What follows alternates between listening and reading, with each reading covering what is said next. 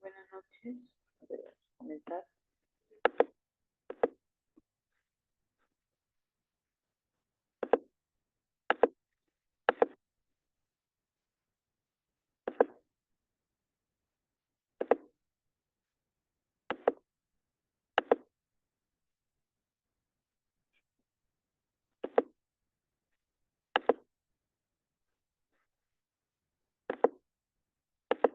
Muy bien, vamos a empezar la clase del día de hoy. Hoy día vamos a ver unas patologías relacionadas a la teoría de hoy del sistema inmunológico.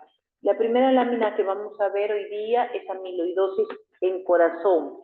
¿Qué es la amiloidosis? La amiloidosis es una enfermedad causada por un depósito de un material proteináceo amorfo acelular de tipo extracelular llamado amiloide. Este material se deposita en los tejidos de forma progresiva y va a afectar todo tipo de órganos: corazón, pulmón, hígado, piel, riñón, todos los órganos. El corazón es uno de los órganos que menos se afecta. De cada 4 pacientes, uno puede tener compromiso del corazón con amiloidosis. Y cuando se produce la amiloidosis en el corazón, es una enfermedad bastante grave, ¿no? Porque va a producir una serie de alteraciones que pueden producir la muerte del paciente. Entonces, esta patología, esta amiloidosis es frecuente en personas del sexo masculino y mayores de 40 años. ¿Por qué se va a producir, antes de empezar esto, por qué se produce el amiloide? ¿O con qué se relaciona? Se relaciona con dos grupos de enfermedades. La primera enfermedad tiene que ver con las enfermedades que tienen, ¿cómo se llama esto?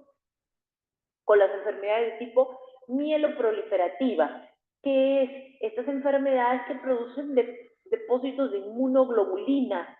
¿Cuáles son estas? Las discracias sanguíneas, es decir, los mielomas, los linfomas, las leucemias, las macroglobulinemias, todas estas patologías que producen inmunoglobulinas tienden a producir amiloidosis. Entonces, frecuente en ese tipo de personas. Y dos, es frecuente en las enfermedades que tienen reactantes de fase aguda.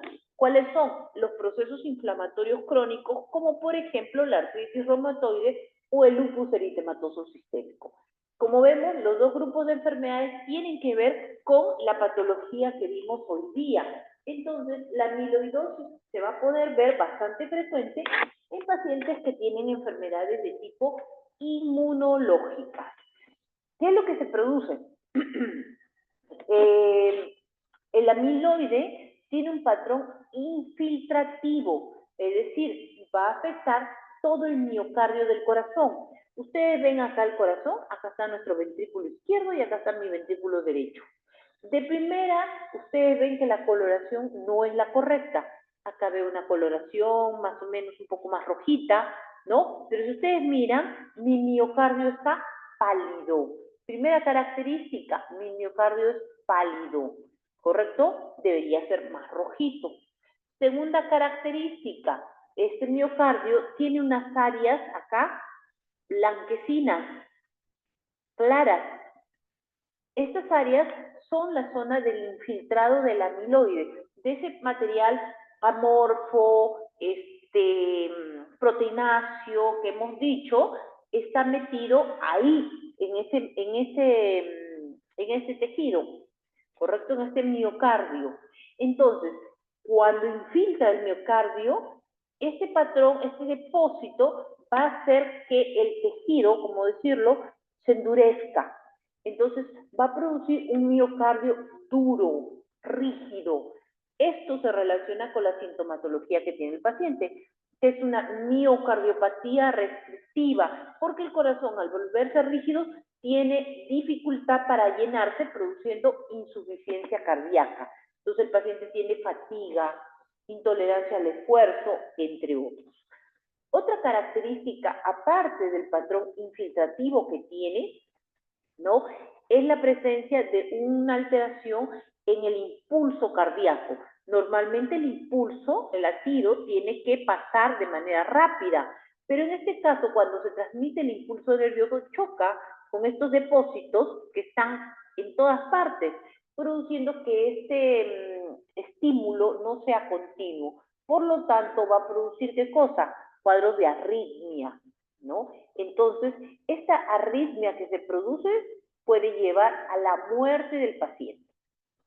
Muy bien, se saca entonces la muestra porque el paciente falleció por esta patología y se ve aquí el depósito de amiloide en el músculo cardíaco. Ustedes reconocen el músculo cardíaco y si miran la lámina les da una idea como que no está bien coloreada.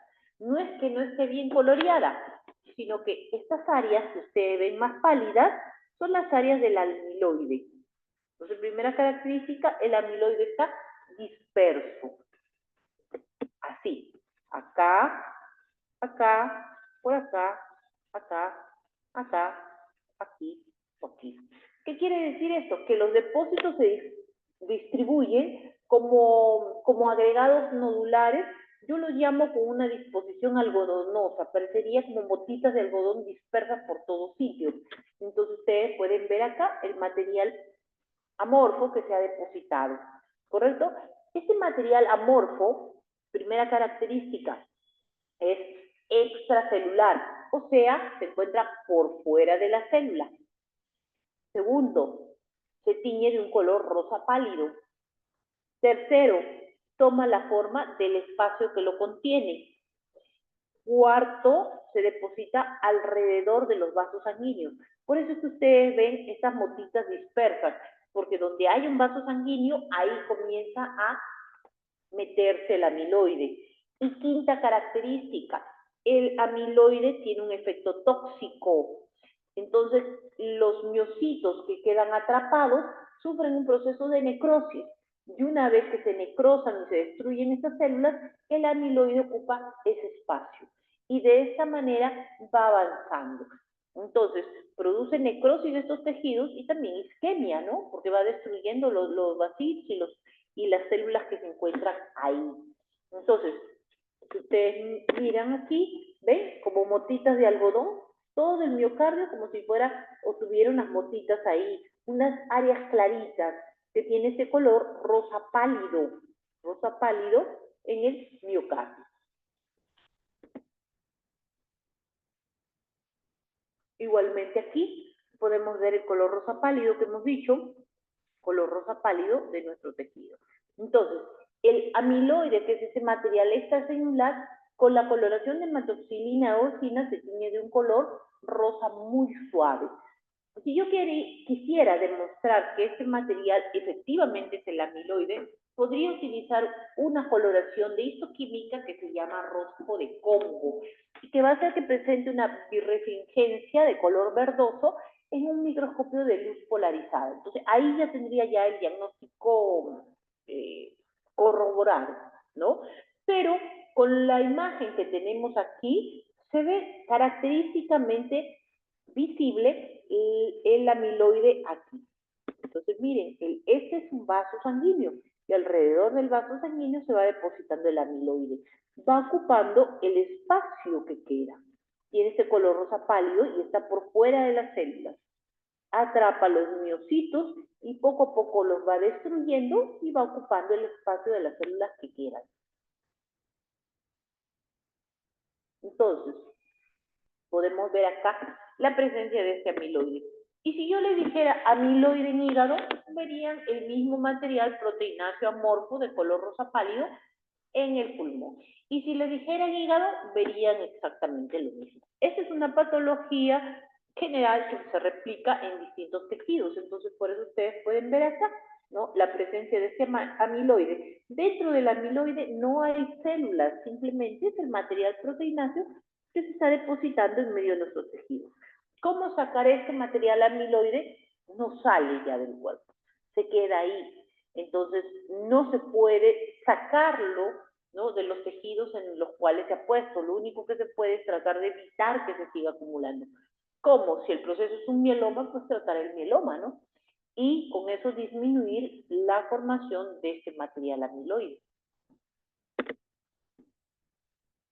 Vaso sanguíneo, miren acá un vaso sanguíneo, y el material amiloide alrededor del vaso sanguíneo, ¿ves?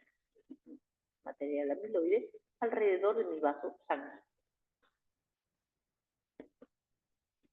Última imagen me parece, ¿no? Acá el material amiloide, y si miran, ese es un corazón de una persona mayor. ¿Cómo lo sé? Porque veo la presencia de un pigmento. Acá no sé si ven este pigmento, o este pigmento, que es un pigmento de lipofucsina. No es que la lipofucsina tenga que ver con algo con el amiloide, no, sino que la presencia de la lipofucsina, que es un pigmento del envejecimiento, me habla que esta persona sí es una persona mayor, ¿no? Mayor de 50 años. Entonces, corrobora con lo que hemos dicho, que se presenta en varones y generalmente mayores. O sea, acá tengo la presencia del amiloide en este corazón de una persona mayor. Miren cómo este material rosa pálido infiltra todo el tejido, engloba los miocitos, los atrapa y sigue avanzando. Muy bien, la siguiente patología es el sarcoma de Kaposi.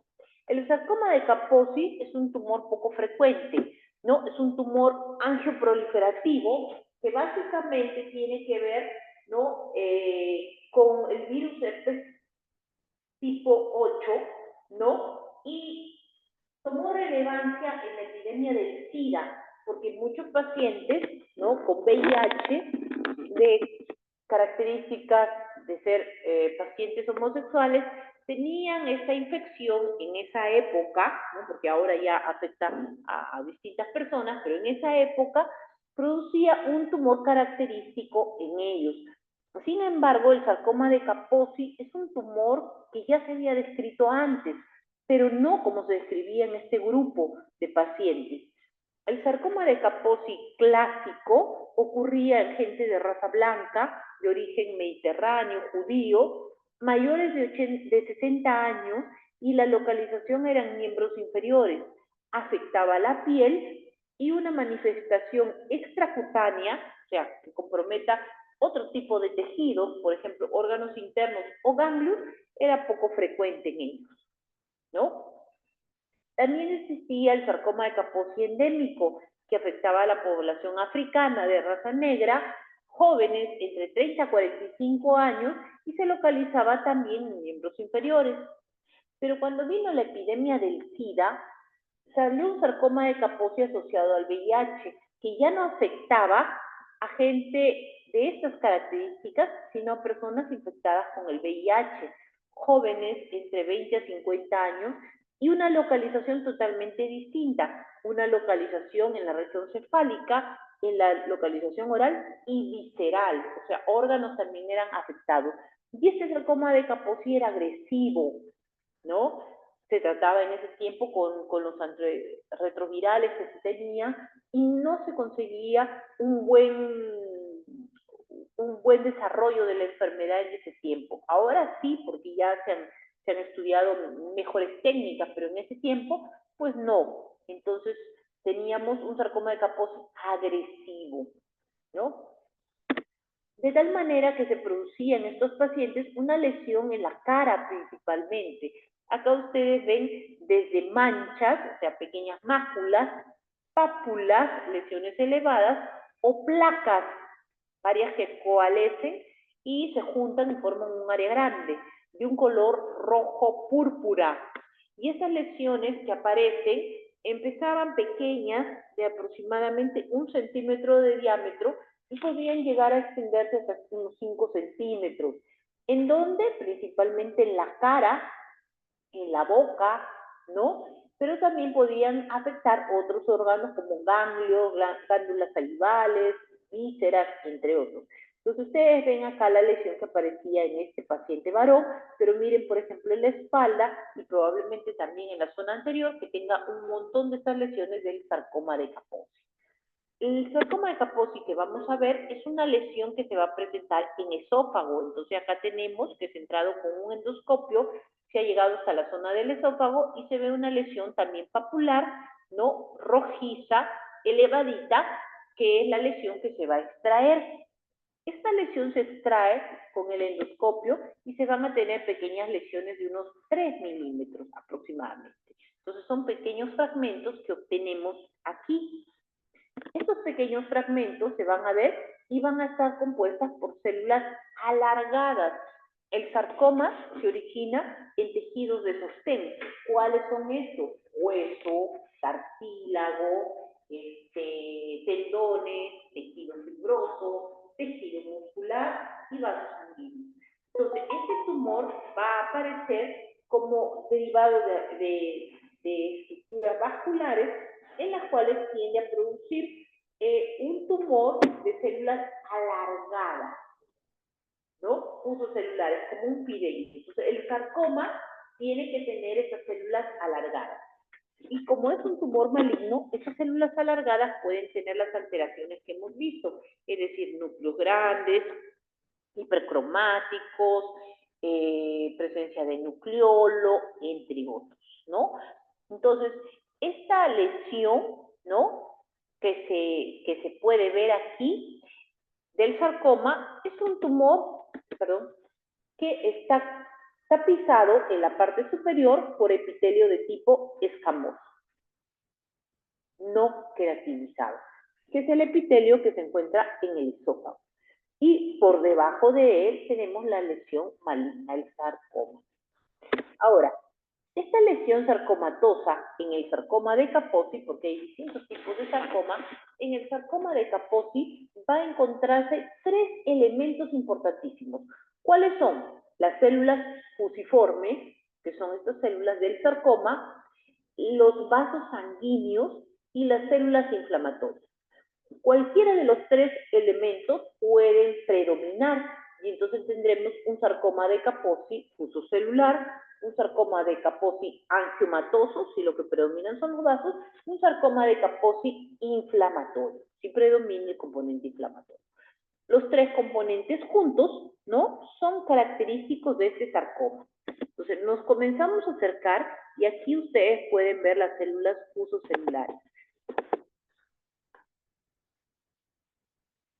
Aquí puedo ver estas células alargaditas, ¿ven? Estas células alargadas. Entonces, aquí veo el componente fusocelular, ¿correcto? Por aquí veo algunos linfocitos que han quedado y aquí chiquititos veo estructuras vasculares. Si no lo ven, me voy a acercar, pero aquí se ven los hematíes. Aquí veo los linfocitos, estas células redondas, y estas células alargadas que vienen a ser las células del sarcoma. 3 componentes importantes que tengo que buscar. Aquí, en esta imagen, pueden ver los vasos sanguíneos. Miren, son vasos sanguíneos. Por ejemplo, acá hay un vasito de tipo capilar, su célula endotelial y su hematíe dentro. Igualmente acá, vaso de aspecto capilar, porque es bastante pequeño, con un par de hematíes dentro. Entonces, tengo el componente sarcomatoso, tengo el componente de los vasos sanguíneos y en la imagen anterior tenía el componente de los linfocitos. Tengo los 3 componentes que conforman mi sarcoma de Kaposi.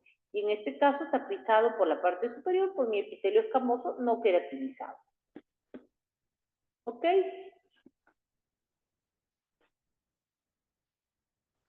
Las células del sarcoma,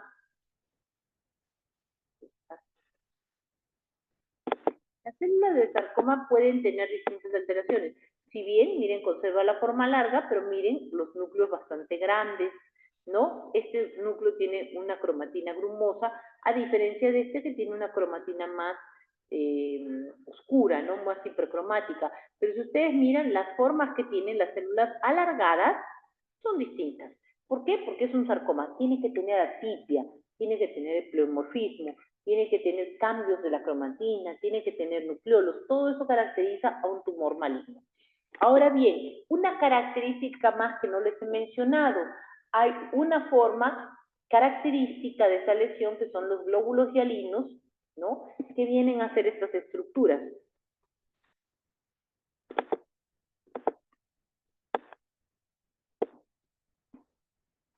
¿Ven este glóbulo hialino donde está mi manito?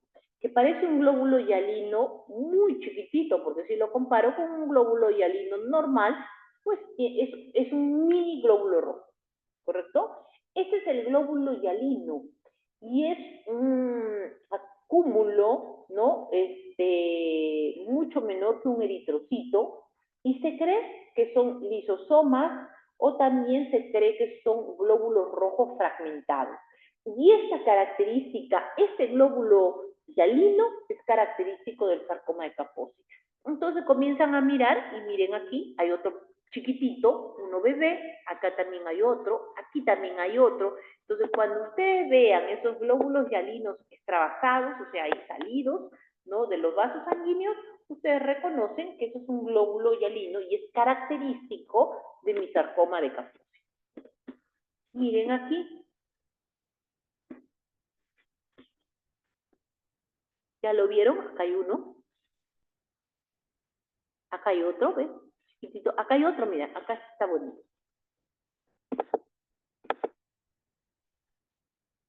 Bien, miren el tamaño de este chiquitito comparado con uno normal, ¿no?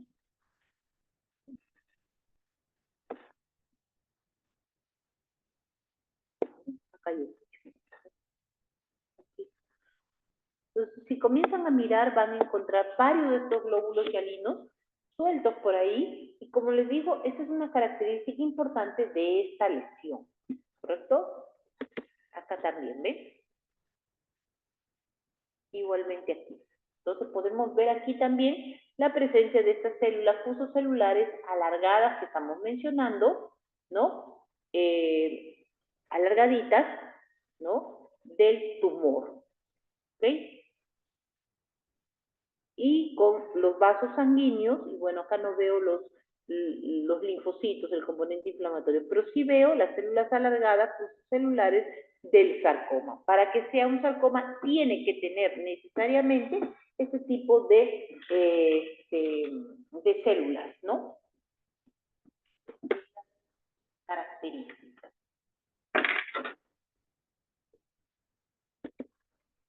Y aquí también podemos ver lo mismo, ¿no? O sea, podemos ver aquí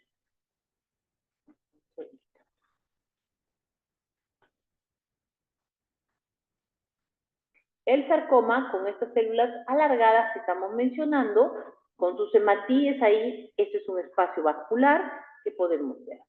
¿Okay? Había una imagen más para que vean ahí los vasos sanguíneos que hemos mencionado, ¿no? Entonces, vasos sanguíneos, ¿no? Bastantes vasos, y miren cómo incluso las células endoteliales pueden también tener cambios malignos, ¿no? Se ven núcleos grandes, muy hipercromáticos, ¿no? Que se pueden ver ahí.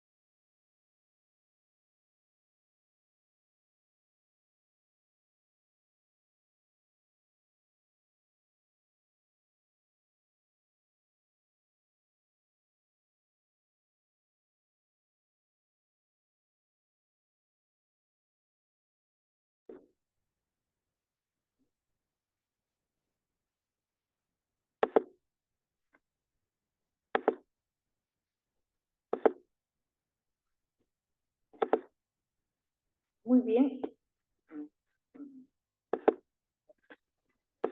Muy bien. La siguiente lámina es la cialoadenitis en el síndrome de Sjögren. ¿Qué es la cialoadenitis y qué es el síndrome de Sjögren? Bueno, esta es una enfermedad de tipo autoinmune, ¿no? Caracterizada por el ataque del sistema inmune a través de células mononucleares a las glándulas, ¿no?, salivales.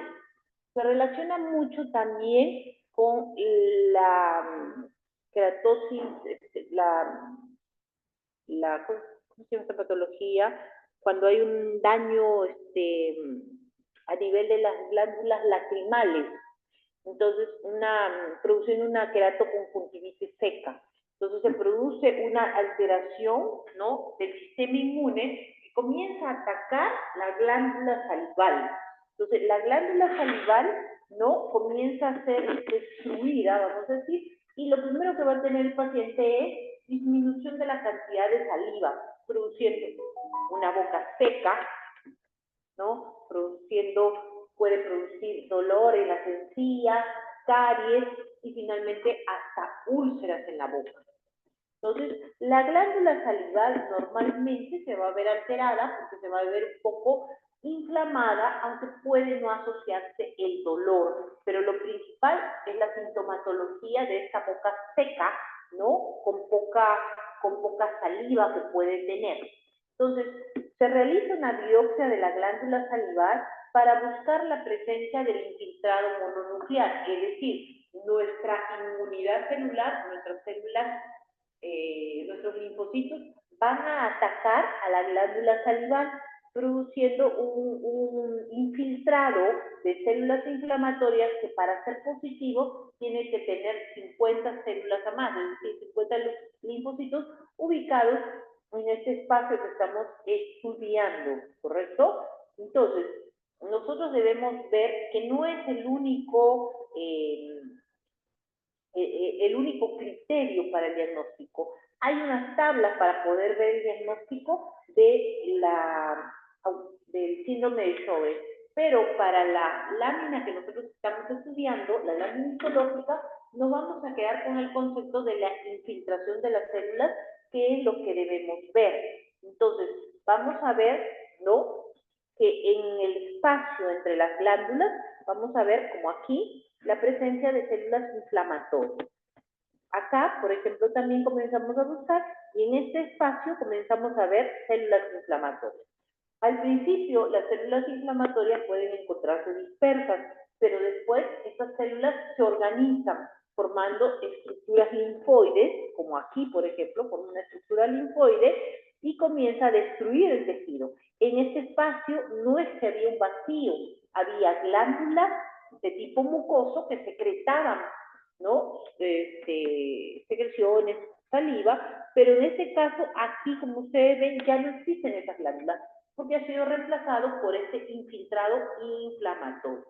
Entonces, el síndrome de Sjögren, nosotros tenemos que ver la presencia de este infiltrado inflamatorio, esta cialoadenitis linfocítica, crónica, focal, que se debe encontrar. Si encontramos esto, nosotros ya hemos hecho nuestro diagnóstico histológico del síndrome de Sjögren. Y como ustedes ven, alrededor de estos conductos, de estas estructuras ductales, también se puede encontrar el componente inflamatorio, ¿no? Entonces, por eso, la sequedad oral se caracteriza, ¿no?, justamente por la destrucción de estas glándulas de nuestro sistema mononuclear, ¿no?, que poco a poco, porque esto no es de un momento a otro, va produciendo daño de estas glándulas. Esta patología se suele asociar con otras enfermedades autoinmunes. Entonces puede tener, por ejemplo, artritis reumatoide, lupus eritematoso sistémico y tener también su enfermedad, su síndrome de Sjögren metido ahí, ¿no? Porque puede haber concomitancia de enfermedades de tipo autoinmune. Entonces, miren acá, ustedes miran la lámina y comienzan a acercarse, ¿dónde está mi punterito? Comienzan a acercarse y ahí pueden ver el componente inflamatorio de tipo crónico que estamos mencionando aquí. Entonces, reconocemos ahí nuestras células inflamatorias, ¿no?, que principalmente son linfocitos, es lo que vamos a buscar, linfocitos que se encuentran en esta zona, ¿correcto? Entonces, miren aquí veo también mi componente inflamatorio que estamos mencionando, ¿no? Metido en la glándula, ¿no? En la glándula salival. Entonces, eso es lo que nosotros debemos encontrar, principalmente la infiltración de estas células que hemos dicho principalmente son linfocitos T, también pueden ser linfocitos B, también pueden ser células plasmáticas que se encuentran ahí y que van al principio encontrarse en una disposición, al principio periductal, pero poco a poco van a invadir las células, van a producir destrucción, van a producir atrofia del tejido, ¿no? En estas glándulas afectadas por este proceso inflamatorio. Al final quedará pues una destrucción total de las glándulas y ya no tendremos glándulas mucosas aquí y por lo tanto ya se producirá pues la sequedad máxima, ¿no? En la boca, con las úlceras, con las aras. Entonces, importantísimo reconocer ese componente inflamatorio de células, ¿no? Que se encuentran en toda esta zona, ¿ven? Acá también podemos encontrar las células inflamatorias, ¿no? Linfocitos, células plasmáticas, que se encuentran en estas glándulas salivales, ¿no? Y bueno, con atrofia, con fibrosis, con destrucción, con cicatrización del tejido, ¿no? Entonces, eso es lo más importante en esta lámina, ¿ok? Muy bien, pasamos a la siguiente lámina. La siguiente lámina es el pénfigo. El pénfigo es una patología también de tipo autoinmune. Aquí se produce una destrucción de la epidermis, de las células de la epidermis, produciendo que las células de la epidermis se separen y se formen vesículas y ampollas, ¿no? Al principio vesículas que son pequeñas, pero después ampollas grandes, como ustedes ven, en las zonas de la mucosa, por ejemplo, a nivel de los labios, y en la zona de la piel, ¿no? Porque se han producido anticuerpos contra estas células. Entonces se pierde, vamos a decir, la adherencia de las células epidérmicas que comienza un proceso que se llama acantolisis, ¿correcto? Y entonces comienza a haber una formación de estas ampollas que se llenan de líquido. Estas ampollas pueden reventarse, como ustedes ven, y dejar áreas denudadas de la piel. O las ampollas pueden juntarse y formar ampollas mucho más grandes, ¿no? Bastante llamativas, produciendo un área denudada de mucho dolor y también que se puede infectar esa piel. Entonces, es importante reconocer que esta patología es frecuente y que puede producir hasta infecciones en la piel, ¿no? Acá nosotros podemos ver, ¿no? Nuestra patología como en la ampolla. La ampolla, ya les dije, viene a ser, acá tengo mi epidermis, miren acá, la ampolla se ha roto, viene por acá está la base que se ha roto, acá se ha plegado, normalmente esto debería seguir hasta acá, y este pedacito también es la parte que sigue de acá formando mi ampolla.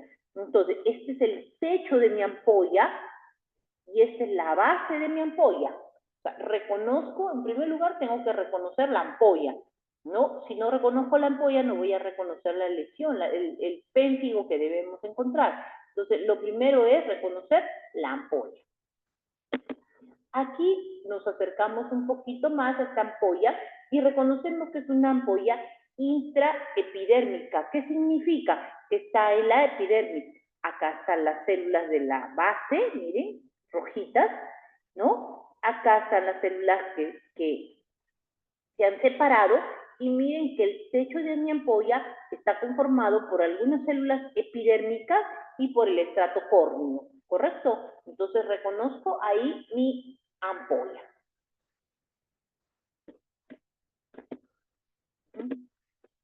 En la base encontramos unas células más grandes, medias rojizas, ¿no? Que están aquí, y por debajo de estas células el componente inflamatorio. Recuerden que es una enfermedad inmunológica donde hay un componente inflamatorio con presencia de eosinófilos, linfocitos, entre otros que se van a encontrar en esta zona.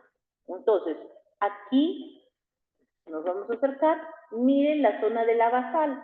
En la zona de la basal, ¿no? Porque recuerden que aquí se ha producido el proceso, ¿cómo se llamaba? Acantolisis, destrucción de estas células que ha hecho que se vayan separando. Y las células que han quedado en la zona inferior son células que han crecido en tamaño, se ven un poco más grandes de lo normal. Y entonces estas células se han orientado, se han dispuesto en forma como una empalizada, o sea, como si todas estuvieran ordenadas, llamándose estas células células en lápida, por la característica que les digo de estar ordenadas. Son células grandes, con un citoplasma más rojizo y ordenaditas, células en lápida. Miren acá la zona de la acantolisis, miren cómo se han ido destruyendo células, tanto así que estas células han quedado flotando dentro de la ampolla.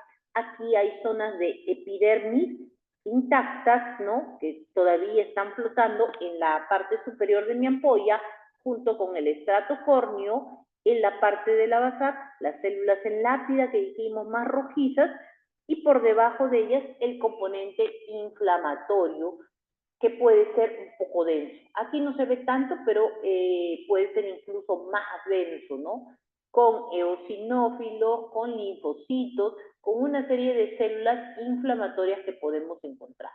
Entonces, importante este proceso, no se olviden el proceso de acantolisis y la hilera que forman estas células basales que hemos dicho, hilera en forma de lápida, ¿no? Entonces, y en el interior podemos encontrar pues, nuestras células que están flotando, nuestros queratinocitos que están flotando ahí dentro, ¿no? Entonces, acá podemos verlo, miren cómo han quedado flotando mis células acá, ¿no? Dentro de mi ampollita, ¿no? Y bueno, acá hay líquido, la ampolla se ha llenado de líquido por un edema dérmico de todo este proceso inflamatorio, ¿no? Que se ha producido. Entonces, aquí podemos ver nosotros, ¿no? El componente inflamatorio de esta patología. Entonces, no olvidar estas características que estamos mencionando en el pérfido.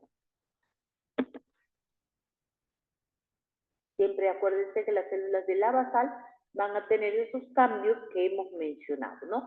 Y poco a poco las células se van separando cada vez más.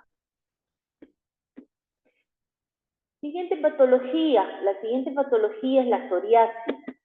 La psoriasis también es una enfermedad inflamatoria crónica en la cual se van a producir una lesión escamosa, como ustedes ven, en donde la piel se engruesa, ¿no? Y comienza a producir un material blanquecino, ¿no? El cual produce una gran picazón, por eso el paciente está con un prurito intenso, se para rascando, y parte de estas escamas se liberan, y bueno, la persona que está rascándose, ¿no? Comienza a tener esas lesiones, ¿no? Que salen de este material blanquecino como si fuera caspa, algo así.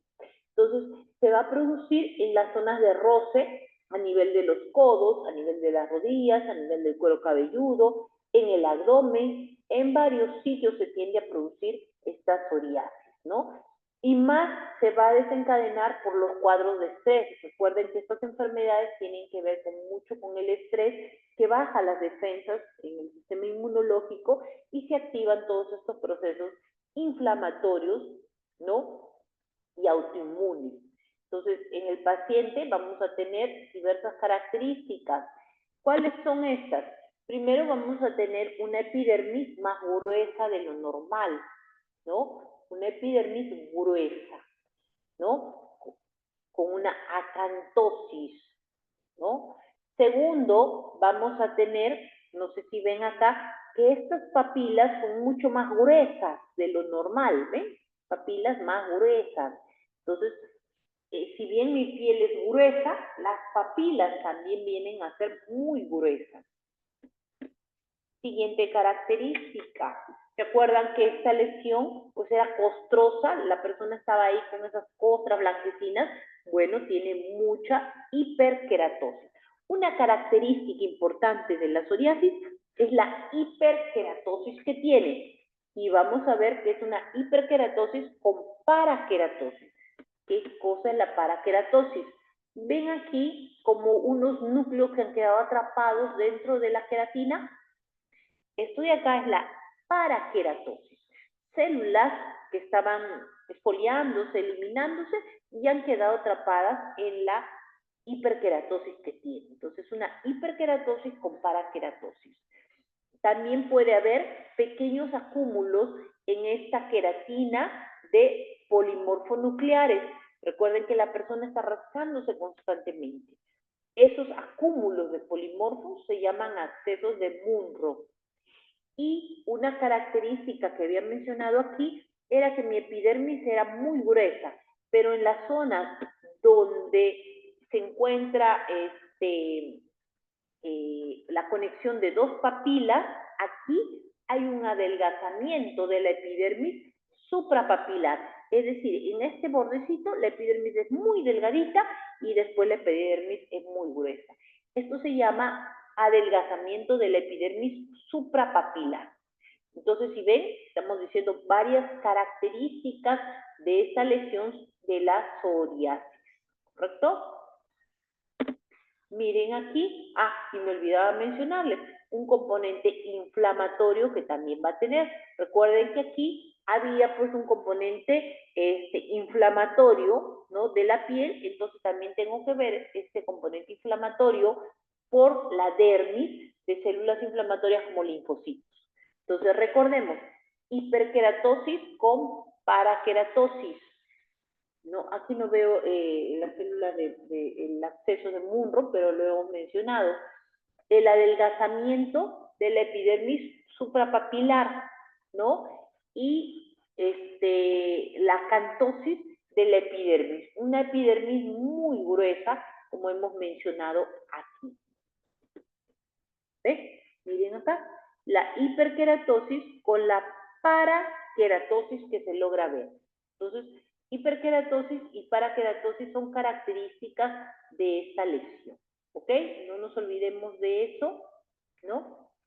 Miren acá, epidermis adelgazada, que hemos dicho, y epidermis gruesa, ¿no?, que contrasta, junto con el componente inflamatorio en la dermis. Y aquí puedo ver algunos polimorfos atrapados, ¿no? Unos polimorfos aquí en esta zona de la queratina, y este sí sería mi absceso de Munro, ¿no?, que hemos mencionado también es bastante frecuente en esta patología, ¿no? Entonces, aquí, miren, acá está bonito, ¿eh?, mi absceso de Munro. ¿Ven cómo polimorfos han quedado atrapados dentro de la queratina? Ese es el absceso que estamos diciendo. Incluso puede haber hasta en ciertas áreas focales como un proceso como de acantolisis, o sea, una separación entre algunas celulitas, ¿no? Hiperkeratosis con parakeratosis, ¿no? Característico de esta lesión que estamos mencionando. Última lámina, el nódulo reumatoide. El nódulo reumatoide es una lesión subcutánea, ¿no?, que se va a dar en los pacientes que tienen artritis reumatoide.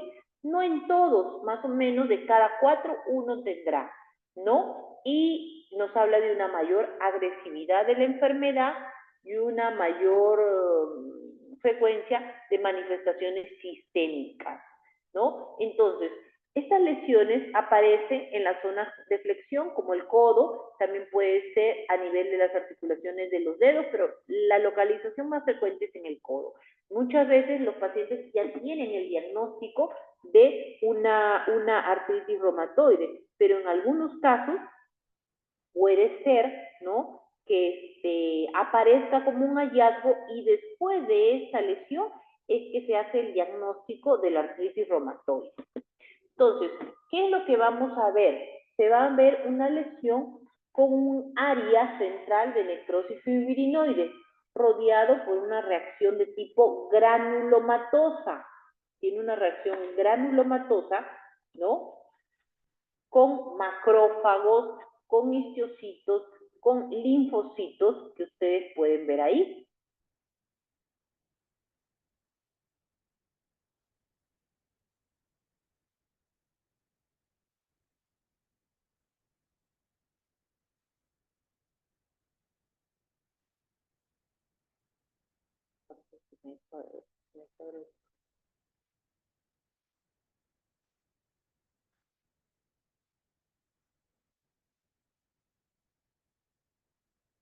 Ya.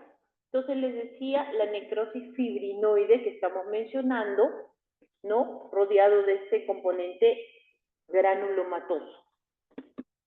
Aquí podemos ver mejor nuestra necrosis fibrinoide. Entonces, este material rosado, ¿no? Es un material necrótico rodeado por estas células que son células que tienen que ver con células inflamatorias y macrófagos, ¿no? Que se disponen como forma de empalizada, ordenados alrededor de la necrosis fibrinoide que estamos mencionando. Ese es el patrón principal en el nódulo reumatoideo, la presencia de estas áreas eosinofílicas, ¿no? Con degeneración colágena, ¿no? Que es de este color rosado intenso, ¿no? Y esto es lo característico de la lesión, encontrar la presencia de este granuloma, ¿no? De este granuloma con esta necrosis central, ¿correcto? En esta necrosis yo puedo encontrar presencia de células destruidas, células fragmentadas que se pueden ver aquí, ¿no? Vamos a acercarnos. Miren aquí la necrosis fibrinoide que está con presencia de células, como podemos ver, células inflamatorias que han quedado atrapadas ahí, que han quedado destruidas, algunos son pequeños núcleos que nosotros estamos viendo aquí, ¿no? Que han quedado destruidos, ¿no? Dentro de este componente inflamatorio.